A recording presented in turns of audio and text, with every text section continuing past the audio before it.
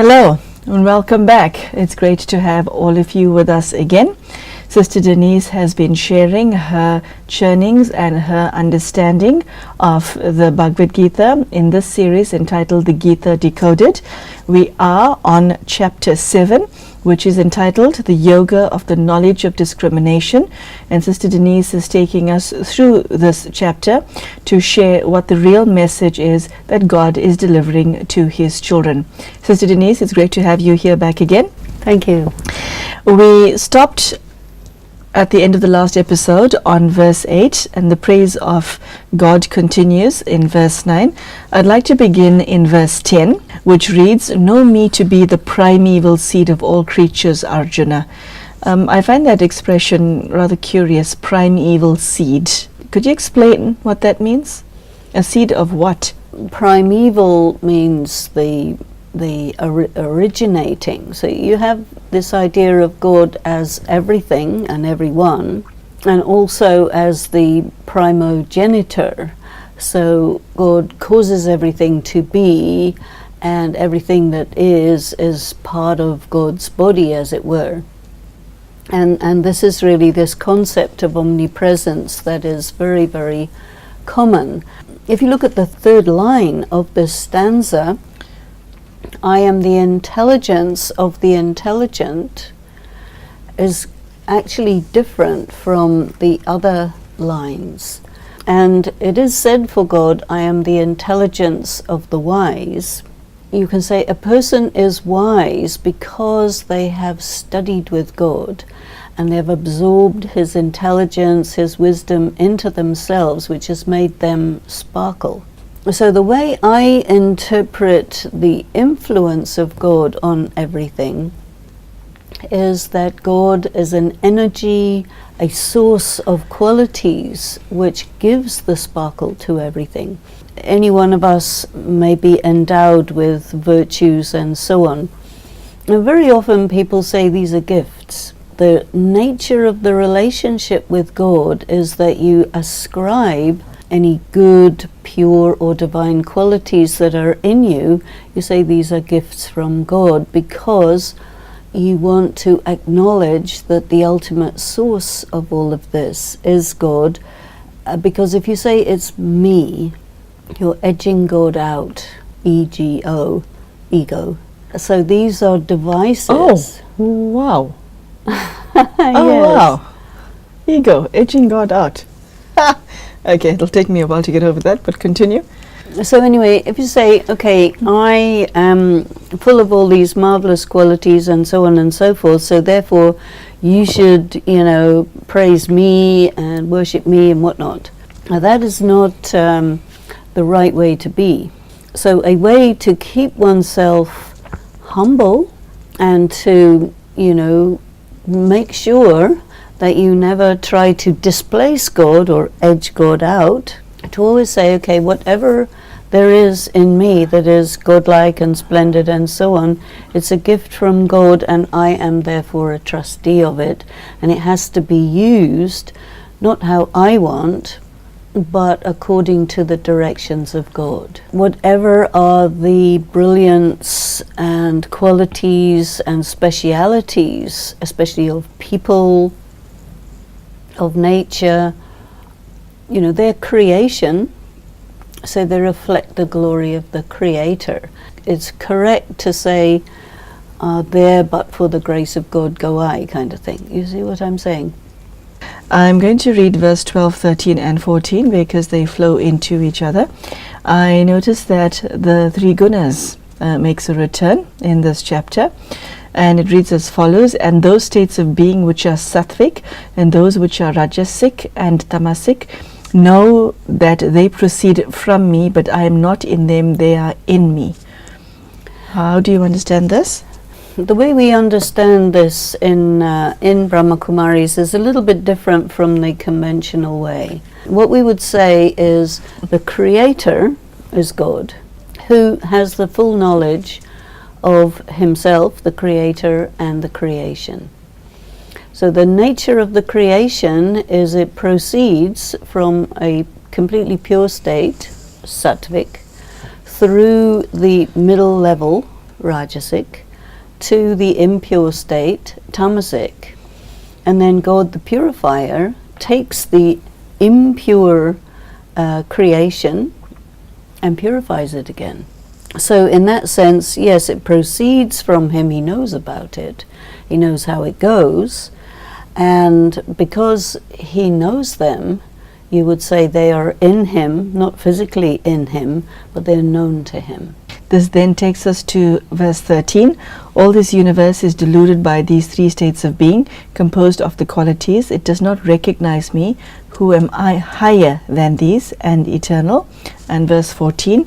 Divine indeed is this illusion of mine, made up of the three qualities and difficult to penetrate. Only those who resort to me transcend this illusion. You see, again, we have an interpretation of the word Maya as illusion. But you could interpret it in another way. And people talk about God's Maya, God's illusion, or you also hear the Lila, the game of God. But the way we look at it in Brahma Kumaris, what we have been taught, is the nature of the creation is like this. It is initially absolutely pure, and then as time goes by, as the machinery of souls and matter play out, they become more and more worn out, old, tamopradhan. And so this we do not consider matter as Maya, you see, but in many philosophers say matter is Maya, going back to that expression Brahma Satya Jagat Mithya. So Brahma Satya means that which is non-material is true. God is also non-material. God is true. God is unchanging. And then Jagat means the world, the creation. Mithya, so it's an illusion. It's not real. It is real, but it keeps changing. And it's because of the changes that it is described as illusory, but it doesn't mean that it's not real. So something can be illusory and still real? It's not illusory, it's impermanent. So impermanent doesn't mean illusory, but it has been described as meaning that because of this phrase, Brahma Satya Jagat Mithya. And then also because of these other descriptions that you have in 13, you see, all this universe is deluded by these three states of being. So there's a lot of contention as to what is the meaning of Sato, Rajo and Tamo. And what I find is that the way these three gunas are described in the teachings that are studied by the Brahma Kumaris is very clear. The creator knows the creation and knows how it goes from a state of perfection to a state of imperfection, and the variation in the states is the states of being, which is the perfected state, sattva, truth, the middle level, rajas, which is connected with this passion and all, and then the completely impure gross state. So it's going from a very sublime, very pure state, very refined state, rather the way of entropy. Sister Denise, the last two lines of verse 14 captured my attention. Only those who resort to me transcend this illusion. In light of what you just said, how does the correct understanding of verse 13 and 14 impact on one's relationship with God? In this case, Maya refers to the world, and God is the knower of the world. For example, a scientist knows the world through observation, through the scientific method. God would say, well, that's very fine, but it doesn't show you everything. So if you know me and the world through me, then you'll really know it. So if you resort to him, that is to say you listen to him, okay, God, tell us who you are and tell us about your creation, because a human being cannot arrive at an understanding of God by looking at the material world. They will arrive at conclusions which are based on sense perception. And although science is said to be objective, any person who does a scientific experimentation and observes the result is observing it through their senses. And then what science also has been dealing with is the observer effect, which is that the experiment will vary according to what the experimenter wants or expects. So that became very difficult to figure out. What does this mean? It means essentially that matter is altered by consciousness. And then with God as the highest form of consciousness, then the way in which God looks at, thinks about, and interacts with the creation, that's the way the creation becomes. This is how he changes the creation. By God telling us, okay, this is me, this is who I am, and this is what the creation is, then you can know it. But you can't know it any other way, which is why this is called revealed knowledge, as opposed to knowledge derived through observation. Let us now go to verse 16. Among benevolent men, 4 kinds worship me, Arjuna. The distressed, those who desire wealth, those who desire knowledge, and the man of wisdom, Arjuna. What is your understanding of this, and why does God call these type of men benevolent? So sukritinas means people who are concerned about performing right action. So by extension, benevolent, you can say. But this is the difficulty with translation. You kind of get off in the interpretation of the translator. But fortunately, he's given us all the Sanskrit and a dictionary as well. But what I would say is, people who are interested in God, people who are interested in spirituality, they are people who are concerned about right action. So, out of all the possible people who are concerned about right action, there are distressed people. They're concerned about right action because things are going wrong. They want to know how to make it go right, so they're concerned. Those who desire wealth, well, if you do certain karma, you will get rich. If you do certain other karma, you will get nothing, or you will lose everything. So they want to know the spiritual knowledge because they want money. The distressed people want to know spiritual knowledge because they don't want to be distressed. They want some peace. There are people who desire knowledge because they want to control things. And knowledge is power, that kind of thing. And then you see the man of wisdom, the one who wants to understand because he wants to be right, not because he wants to get anything. This is God's view of the different kinds of people that there are. It's very clear in the Gita and in the Hindu philosophies that people are not equal. In Western philosophy, you have this principle of equality, which was basically enunciated by John Locke. But here, no. People are motivated very differently, people have different capacities, and there is a pyramid, there's a hierarchy, and the question is, where do you fit?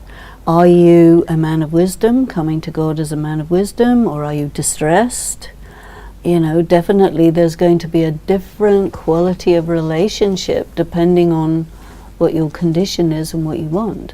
In the Mahabharata, you see the Kauravas who want the powers of God, and the Pandavas, they want God on their side in the war. You can see right there that the ones who win, the ones who achieve the highest state, are the ones who love God for his own sake, not for what they can get from him. That last answer of yours takes us to verse 17, which says just that. Of them, the man of wisdom, eternally steadfast, devoted to the one alone, capital O, is preeminent. I am indeed exceedingly fond of the man of wisdom, and he is fond of me. So there it is, love beats everything.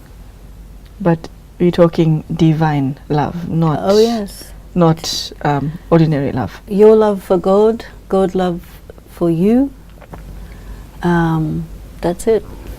You've arrived.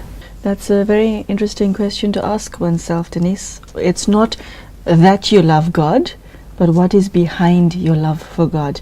I think very few people question their love for God.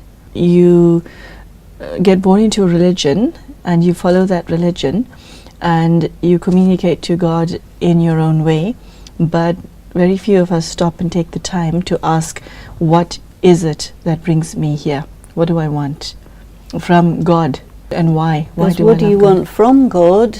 And then there's, do you just want God? Without wanting anything else, you just want God. That's the highest. And what is within God, truth, wisdom, that's the thing that's desirable. And this is what he describes as the preeminent one, is the one who loves God because God is the most lovable being there is, because of what's contained in God, because of what God does. What is contained in God that makes him lovable? The angle that God has on himself and on the creation is what ensures that God remains in a state of bliss. And you want to be with God in a state of bliss too, because you want to be near to God. God is the source, God is the ocean of all the qualities. Everything that makes life meaningful is contained within God. God's properties he will offer you, but having somebody's property is one thing. Do you marry somebody for their money or for them? It's a similar question. Verse 19, Sister Denise. At the end of many births, the man of wisdom resorts to me, thinking, Vasudeva, in brackets Krishna, in my translation, is all. Such a great soul is hard to find. Those words, at the end of many births, the man of wisdom resorts to me. That is noteworthy, isn't it?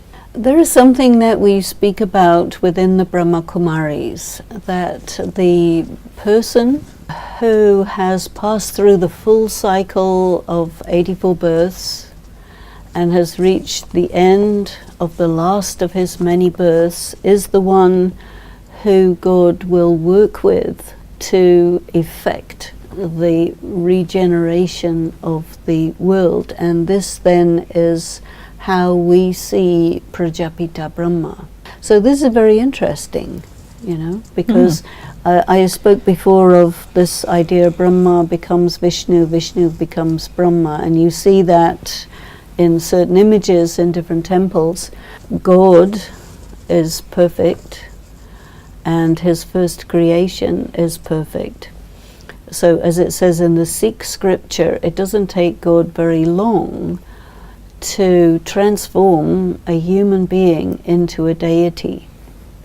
So God will take the number one human soul, who is at the end of the last of his many, many births, teach him and make him into what he was originally, which is similar to himself, which corresponds to the idea in the Christian Bible where it says, God makes man in his own image, but he only made Adam that, and then everybody else came later. So the idea, again, the hierarchy of people, who is the number one human being? So among all the gods and goddesses, it is said Krishna. And here you have Krishna, the speaker of the Gita. And what we are also seeing is there's God, who is the knower of all things. And then there's Krishna, who is the product of the knower of all things, as the person with a human body.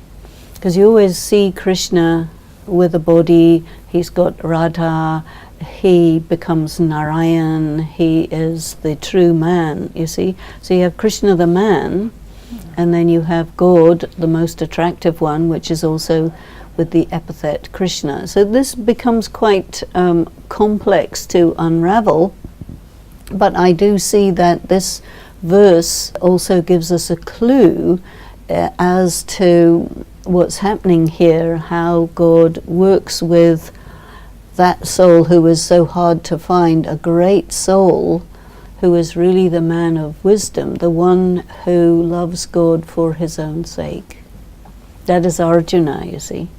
As you saw from the beginning of the war, Arjuna said, Krishna, I just want you. And Krishna says, well, I'm not going to give you anything that I have, I'm just going to be there with you. And then Duryodhana wants the powers of God. If you look at historically, the people who tried to conquer the world, Alexander, Hitler, whoever, they want military and political dominion over others, you see, and it never works. They want it to be godlike. They want to replace God, displace God. So that's the ego, edging God out again. Whereas the one who only wants God, God will give him everything, because he doesn't want to take everything. He just wants the one who has everything. So it's a very interesting, focus. What do you want? Do you want something that's going to be a big status symbol, or do you want the one who is the most beautiful, the most wise, the most extraordinary to be with? Yeah, that's mind-blowing, Sister Denise. It is mind-blowing. Okay, so here we are at verse 20. Men whose knowledge has been carried away by these and those desires resort to other gods, small g, lowercase, okay? Having recourse to this and that religious rite, constrained by their own material natures, whoever desires to honor with belief whatever worshipped form, on him I bestow immovable faith. What I find so touching about that is that God acknowledges the various practices that people engage in to acknowledge God. And God says, I give the return. So no single thought, no single act, no single word towards God goes unnoticed by the Supreme Soul. That is amazing. So many people feel God does not know me. God does not answer my prayers. God does not know I'm alive. And it's an awful feeling being alone in this universe without the parent soul. It's an awful feeling. Yeah, but it's doubt, isn't it? Yes, but you see, they're looking for proof. Okay, let's come back to this stanza. How do you interpret it? Well, this is again referring to people who want stuff. And if you can't get your desires fulfilled, you will find various rituals, like it says, having recourse to this and that religious rite. You will do various things in order to get something. You remember when we were talking about the castes? The merchant caste is the one who say, well, I'll do this and then you give me that. It's really merchant caste type here. And it says at the end, constrained by their own material natures, or you can say they're absolutely motivated by materialism. But anyway, they're still his children, and so he will give them a reward, and whoever addresses God on any level will get, God is reciprocal. This is the very interesting thing. Yeah, I like that a lot. Tell us more about that, because Sister Denise, very few people know that, and that's got to do with your self-respect. God doesn't really like people going to him begging, because he will say, look, you're my child, you should know it. If you have a real faith in yourself that I am a child of God, God is looking after me, you're not going to be looking for proof and signs, you're going to have faith, it is there.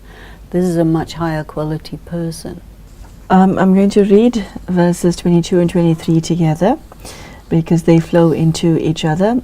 He who, endowed with this faith, desires to propitiate that form, receives from it his desires, because those desires are decreed by me, capital M. but temporary is that fruit for those of small understanding. To the gods the God worshippers go, both small g, okay, lowercase g, my worshippers surely come to me. Whatever desires exist in souls who worship God, go to God for anything, He fulfills it. God is incorporeal. Mhm. The vast majority of devotees need something more physical to go to. So they go to the gods with small g, the different divinities, deities. Hinduism is pantheistic. There's lots and lots of gods and goddesses. And the incorporeal God is inaccessible, inconceivable. If a person has what's known as a tamopradhan intellect, they're unable to conceptualize something or someone that is not tangible. Those who want to know God, who love God as God, they will come to God. But they're a minority. Okay, Sister Denise, unfortunately we have to stop right there. So there you go. Sister Denise has shared her ideas and her understanding of chapter 7, and we hope to see you soon for more of same. Thank you and goodbye.